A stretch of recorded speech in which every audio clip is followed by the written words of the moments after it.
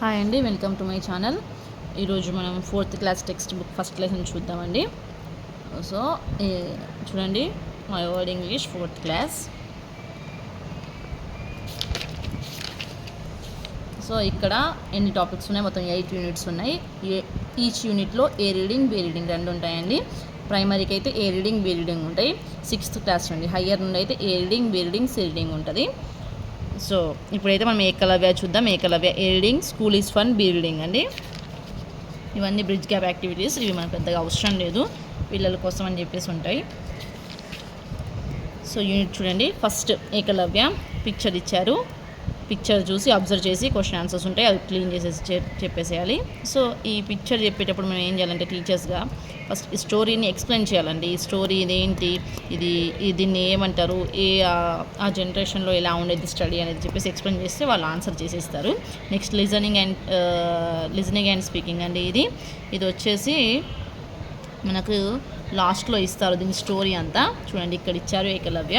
So ఇది ముందే మనము మనం క్లాస్కి ఎంట్రీ కాకన్నా ముందు వెళ్ళి ప్రిపేర్ అయిపోవాలండి. ఇది ప్రిపేర్ అయ్యి మనము ఇక్కడ వీళ్ళకి స్టోరీ వినిపించాలి. అంటే రీడింగ్ టెక్స్ట్ బుక్లో ఉన్నది రీడ్ చేసి వినిపించడం కాదండి. సో ఇది మొత్తము మనం కొంచెం ఒక 2 times రీడ్ చేస్తే మనకు ఆల్మోస్ట్ స్టోరీ కాబట్టి ఈజీగా అర్థమైపోతుంది.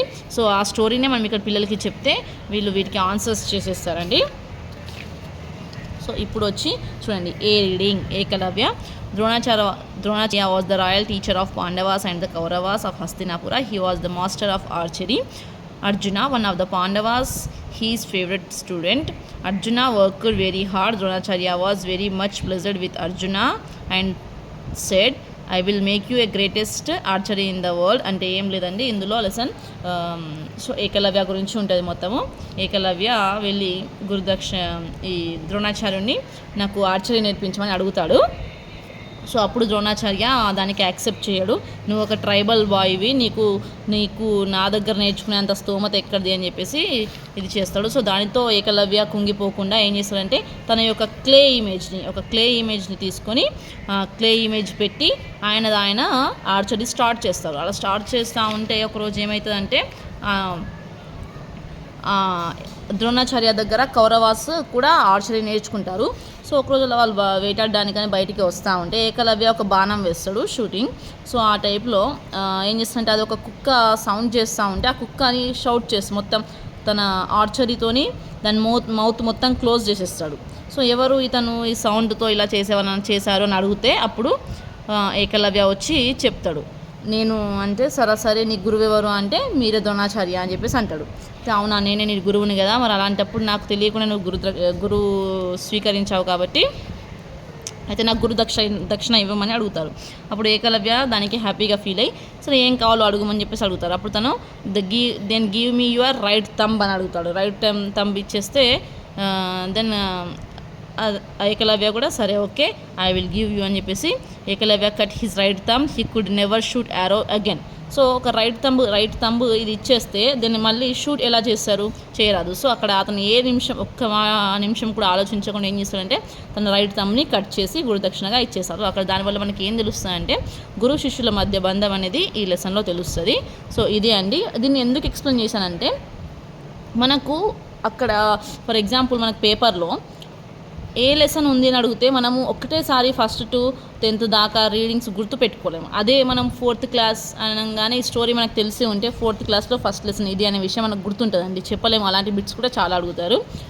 సో ఇప్పుడు వచ్చేసి గ్లాజరీ అండి. చూడండి, డిస్హార్టనెడ్ అంటే to lose hope, archery shooting, Nishada chief the head of Nishada tribe, command order, humble polite, royal kingly, skillful, talented, Guru Dakshina, something offered to a teacher at the end of the course of taken of respect. So ఇవి ప్రతి లెసన్లో ఉంటాయండి. గ్లాజరీకి పక్కన అవి ఏంటి అనేది ఇస్తారు. ఇది వర్బ్ అండి కాబట్టి వి అని ఇచ్చారు. Archery it's noun, that's why ఇది giving noun. Nishada chief it is also noun. Next command it's also verb. Humble adjective, royal adjective, skilful adjective, gurudakshina noun.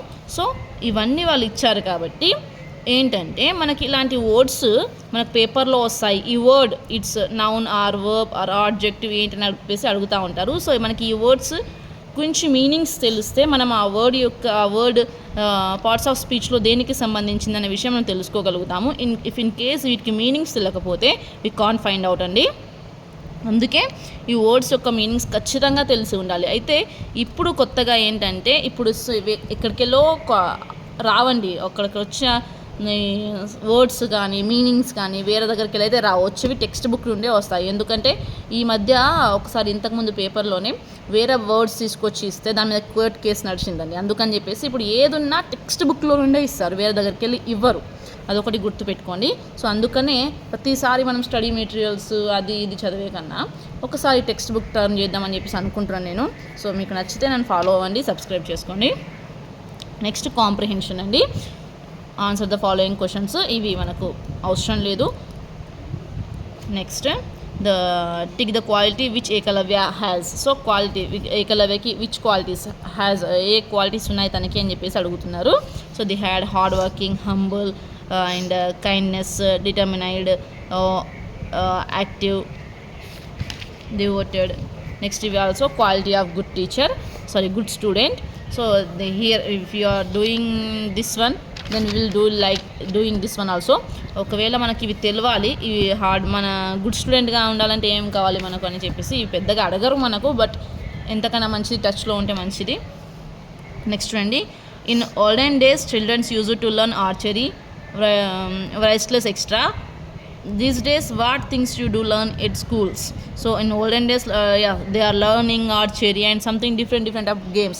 Nowadays they don't know different types of games, that's why they can't do, but some doing some works, some games are they doing now also, and some things are also that's like painting they're doing now, and mathematics, writing, reading, science, social, they all know. Fightings they know all this stuff. That's why they can circle. So అవి తెలిసిన వాళ్ళు దాన్ని ఏం చేయాలంటే circle చేయాలి.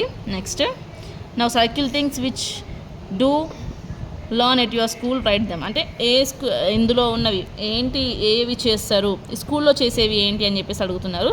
So ఇవన్నీ painting, mathematics, science, writing, reading, ఇవన్నీ మనము స్కూల్లో కూడా చేస్తామండి. అవే ఇక్కడ రాయాలి. ఇప్పుడు వచ్చేసింది గ్రామర్ అండి. గ్రామర్ అయితే ఇంపార్టెంట్. చూడండి, read the following sentence from the story. Dronacharya was the royal teacher of Pandavas and the Kauravas of Hastinapura.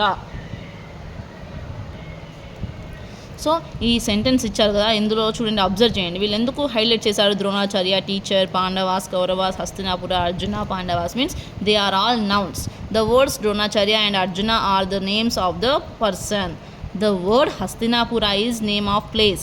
The word Pandavas and Kauravas are names of families, groups. Teacher is the name of profession. Such words are called naming words. They are naming word. Naming word ante enti? Nouns. A noun is word that is the name of a person, place, things or an idea. So ఇక్కడ definition చెప్పాడు చూడండి. A noun is a word that is the name of a person, place, things or an idea. Okay, మనము ఇక్కడ ఏంటంటే ఒక మనిషి యొక్క name, place, థింగ్స్ని మనం ఐడెంటిఫై చేయగలిగితే ఆ ఐడెంటిఫై చేసిన వర్డ్ ఏదైతే ఉందో అదే నౌన్. Means naming words. ఈజీగా చెప్పాలంటే naming words.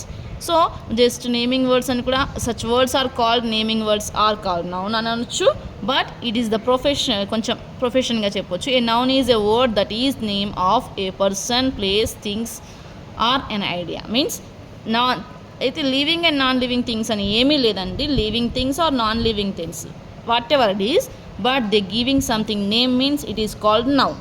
Okay, next read the following sentence from the story. Ekalavya was a young and active boy. He was the son of the chief of jungle tribe. The princes were surprised. Soon they saw a young and main bow and arrows. So here giving the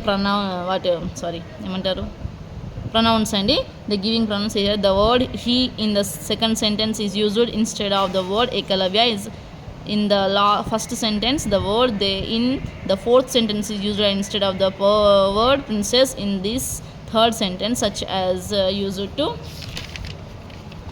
instead of naming words are called pronouns. What is the instead of naming words are called pronouns? ఏంటి ఇన్స్టెడ్గా వాడేది, నేమ్కి ఇన్స్టెడ్గా వాడే ఏ words అయినా అవి pronounce అండి. So చూడండి, ఇది definition. Such words which are used instead of naming words are called pronoun. ఏంటి definition ప్రొనౌన్ది? Such words which are used instead of naming words are called pronoun. So they giving examples: she, it, his, I, her, him, we, extra. So ఇక్కడ చూడండి some కొన్ని bits ఇచ్చారు, వీటిని చెయ్యాలి. So ఇవన్నీ మనం చేయగలుగుతాము. సో ఒక్కసారి నేను చిన్నగా చెప్తా చూడండి. హీ అంటే బాయ్కి వాడేది, షీ గర్ల్స్కి, బాయ్ మెన్ ఆర్ ఫీమేల్, ఇక్కడ ఫీమేల్. ఇవి మనకు తెలుసు అండి. But next it means using for animals, table, ఇట్లా లివింగ్ ఆర్ నాన్ లివింగ్ దేనికైనా సరే వాడతారండి ఇట్.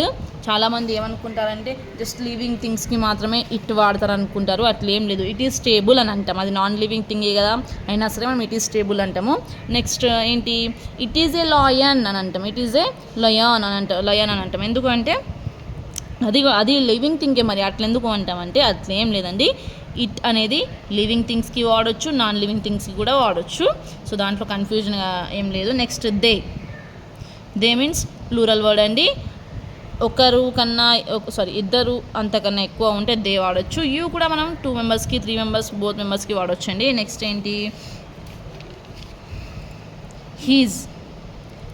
హీజ్ అంటే హర్ వచ్చి గర్ల్స్కి, హీజ్ బాయ్స్కి వాడతారండి, వాట్ ఎవర్ ఇట్ ఈస్.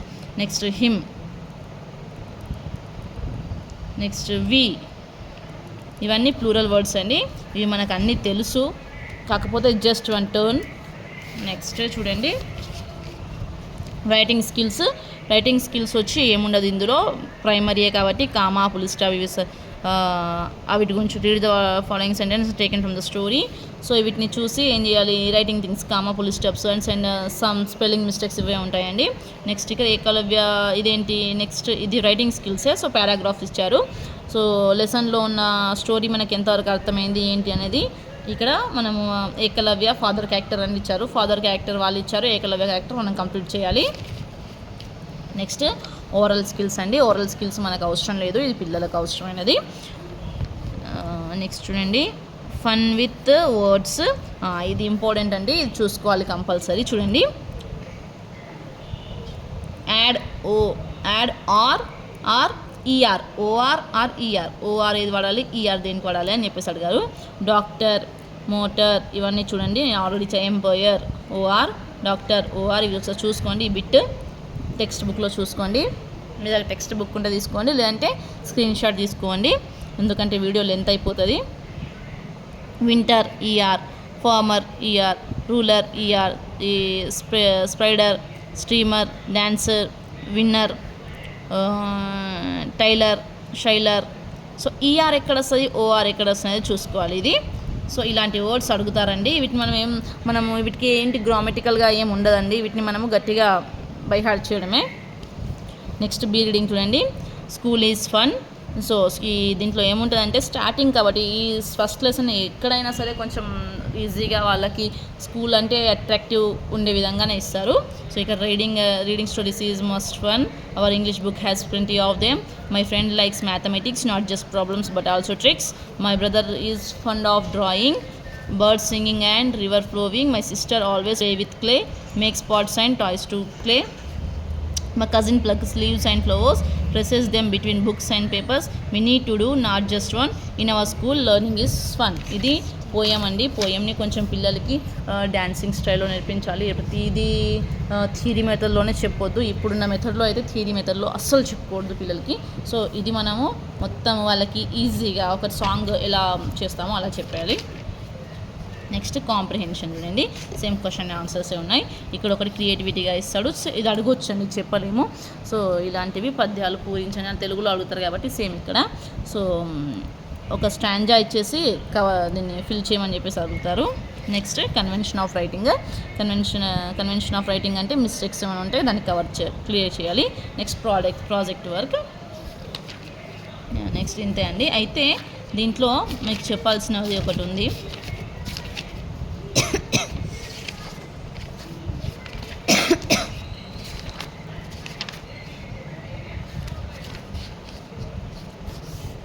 చూడండి, ఇది మనకు అపెండిక్స్ అబౌట్ టెక్స్ట్ బుక్ అండి. ఏంటంటే అసలు ఏమేమి ఉంటాయి ఏంటి అనేది LSRW ఆ టైప్లో ఉంటాయి కదా. సో మనకు ప్రతి లెసన్లో ఈ 6 బిట్స్ కంపల్సరీ ఉంటాయండి. ఏంటది? లిజనింగ్ అండ్ రెస్పాండింగ్ ఫస్ట్లో ఉంటుంది మనకు. సో మనం ఫస్ట్ పిక్చర్ చెప్తాం కదా, ఇక్కడ పిక్చర్ రీడింగ్, ఆ పిక్చర్ స్టోరీ చెప్తాం కదా అది.